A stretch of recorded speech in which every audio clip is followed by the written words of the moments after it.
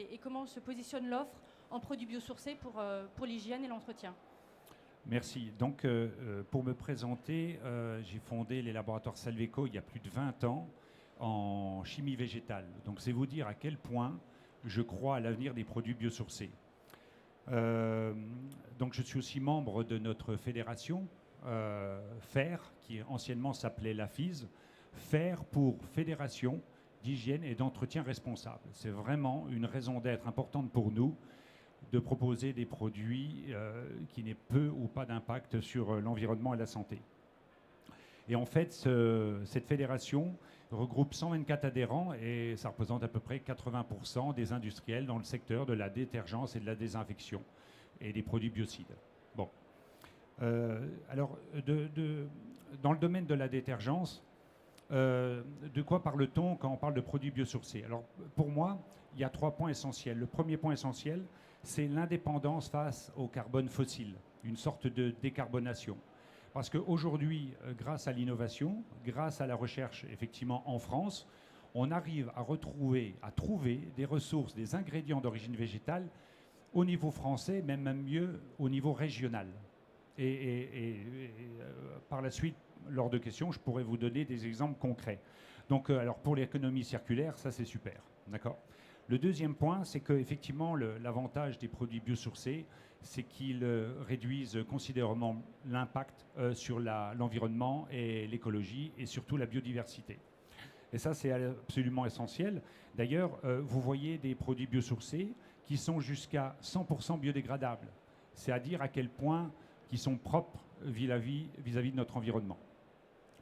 Mais surtout, et je pense que c'est le point le plus important de tous, il en découle, mais c'est le point le plus important de tous, c'est que si on regarde différentes études épidémiologiques sur la santé, on voit que l'impact de la pollution sur notre santé, c'est le plus important devant le tabac.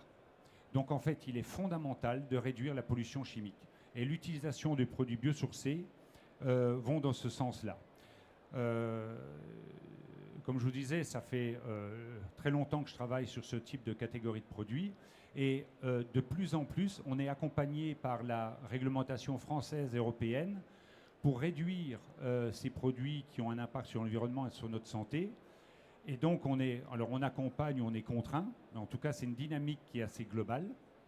Et on trouve de moins en moins de produits qui présentent des risques très préoccupants.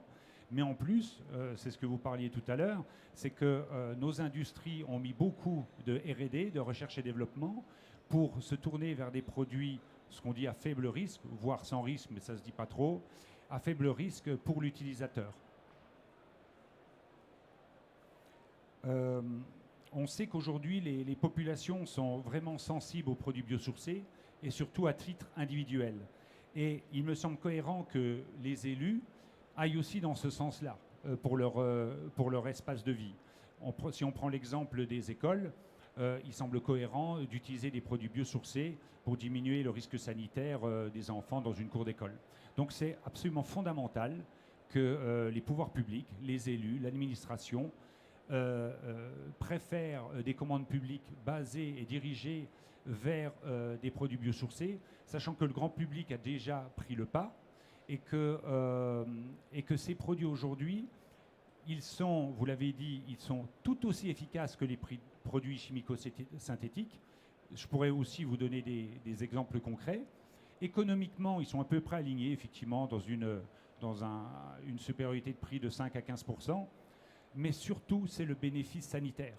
C'est-à-dire qu'ils n'engendrent pas d'effets secondaires, d'effets sur l'environnement. Ce qui fait que ça réduit les nécessités de traitement de l'eau, la dépollution des sols et en fait notre impact sur notre santé, qui est colossal.